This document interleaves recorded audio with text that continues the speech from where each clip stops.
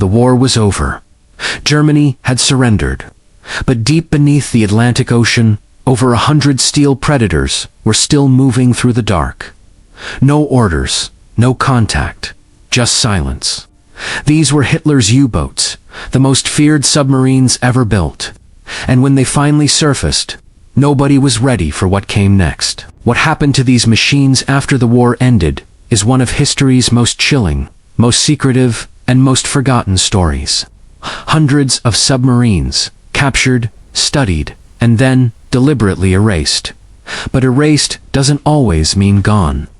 This is the full story of what happened to Germany's U-boats after World War II, and why some of them are still out there, waiting to be found. May 8, 1945. Germany signs its unconditional surrender. Within hours, a single order echoes across every frequency, still monitored by the Kriegsmarine. It comes from Admiral Karl Dönitz, Hitler's own successor, and it is chillingly simple. All U-boats are to cease operations, surface immediately, and surrender. For the crews still submerged in the cold Atlantic, the North Sea, and the fog-covered fjords of Norway, this moment must have felt surreal. Days ago, they were hunters. Now, they were told to come up from the deep with their hands raised, and they did. One by one, across the North Atlantic, the Bay of Biscay, and the coastlines of occupied Europe, more than 150 U-boats broke the surface. Exhausted crews hoisted white flags as Allied aircraft circled low overhead, watching, waiting. They were directed to ports in Scotland, Northern Ireland, and southern England. Places like Loch, Arabole, Lissahalli, and Portland, quiet harbors that suddenly became the graveyards of an entire naval empire. The surrender process was precise and controlled. Allied warships shadowed every submarine into port. Royal Navy and U.S. Navy boarding parties swarmed the decks, seizing code books, charts, torpedo logs, anything classified. At Loch Arabole, nearly 40 U-boats anchored together in a single, grim formation. A parade of defeat, stretching across the water as far as the eye could see. But not all of them made it. Some were scuttled by their own crews. Others broke apart from mechanical failure before ever reaching shore. The Wolfpack, once the terror of the Atlantic, was finally caged. But the real question was just beginning. What do you do with the most advanced submarine fleet ever built? By autumn of 1945, British harbors were overflowing. More than 100 surrendered U-boats sat rusting, in the water, leaking, corroding, barely holding together. Keeping them afloat cost money the Allies didn't want to spend. Storing them forever was out of the question. So the Royal Navy made a decision. Sink them all. The operation had a name. Operation Deadlight, a quiet clinical name for something far more dramatic. Between November 1945 and February 1946, 116 U-boats would be towed out into the open Atlantic and destroyed.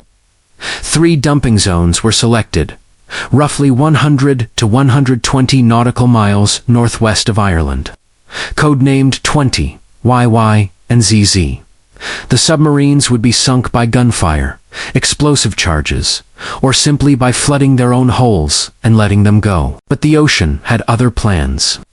Many of these U-boats were in catastrophic condition, months without maintenance, hulls weakened by rust, ballast tanks that couldn't hold pressure. In the brutal winter storms of the North Atlantic, towing these unstable wrecks became a nightmare. More than a third of them never made it to the scuttling zones. 56 submarines sank on the way, dragged down by waves, torn apart by structural failure, swallowed by the sea before the Navy could even finish the job. Those that did arrive were met by destroyers and frigates, rockets, naval gunfire, explosions that lit up the gray horizon. One by one, the U-boats disappeared beneath the surface. Among them, U-2336, the last U-boat to sink Allied ships during the war itself. It surrendered in June 1945 and was deliberately sent to the bottom in January 1946. Operation Deadlight had one purpose: erasure. But erasure, it turns out, is never quite complete. Not every U-boat was destroyed. Some were pulled aside, quietly, before the scuttling orders could reach them. Because the Allies had realized something that changed everything. These submarines weren't just weapons, they were blueprints. The German Type 21 and Type 23 U-boats were unlike anything the world had seen. Streamlined hulls, massive battery capacity, snorkel systems that allowed them to stay submerged for days. They were designed to fight entirely beneath the surface, and they were a generation ahead of anything Britain, America, or the Soviet Union had built. In August 1945, the Tripartite Naval Commission was formed. Britain, the United States, and the Soviet Union each received 10 U-boats to study. The race to decode Germany's submarine secrets had begun. British engineers dismantled German hulls, bolt by bolt. American naval facilities in Portsmouth and New London reverse-engineered propulsion systems. Periscope designs, silent running technology, features that would quietly appear in America's first post-war submarine fleet, with no credit given. Then there was U-230, captured on May 14, 1945. Still heading for Japan, it carried one of the most alarming secret cargoes of the entire war. Uranium oxide, jet engine components, technology meant to give Japan a last desperate edge. U.S. engineers studied it extensively before sinking it during weapons tests in 1947. Whatever they found was never fully disclosed. Meanwhile, the Soviet Union received several Type 21 boats. Soviet shipyards tore them apart, plate by plate, and rebuilt the design as the Whiskey-class submarine fleet.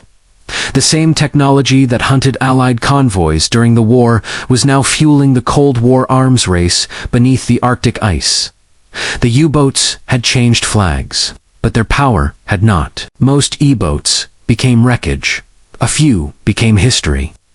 U-995 surrendered at Trondheim, Norway, in May 1945.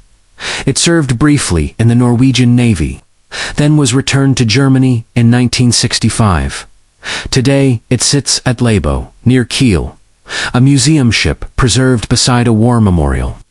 Visitors walk its narrow corridors, brushing past the cramped bunks where 45 men once lived for weeks without sunlight or fresh air. In England, U-534 was raised from the Kattegat Strait. In 1993, its hull sliced open and displayed in Birkenhead, its insides exposed like a dissected machine. And then there is U-505. Captured intact in June 1944, the first enemy warship seized by the United States in over a century.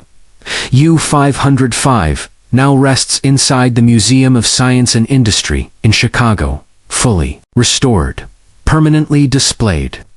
The only German U-boat on American soil.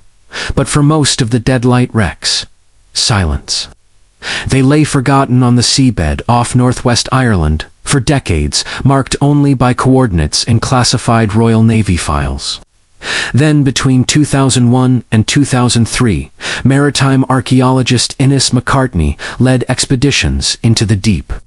Using sonar and underwater photography, his team identified at least 14 intact U-boat hulls. Sitting upright on the ocean floor, decks still armed, steel encrusted with coral, perfectly preserved in the cold and the dark. They had been waiting down there for 60 years. Over 30,000 German submariners never came home. Countless Allied sailors never came home either. The machines they fought in and fought against now lie scattered across museum floors and ocean floors alike. An empire of steel, resting in silence between history and the sea. And that is the full story of what happened to Germany's U-boats after World War II. From the white flags raised in the North Atlantic, to the controlled explosions of Operation Deadlight, to the secret laboratories where Allied engineers tore apart the future of submarine warfare, to the cold seabed where the wrecks still lie today, undisturbed, unclaimed, and unforgotten. History doesn't always end with a ceremony. Sometimes it ends at the bottom of the ocean. If this story kept you watching, you already know what to do. Like, subscribe, and hit the bell. Because next time, we're going even deeper. The past is never fully buried. It's just waiting to be found.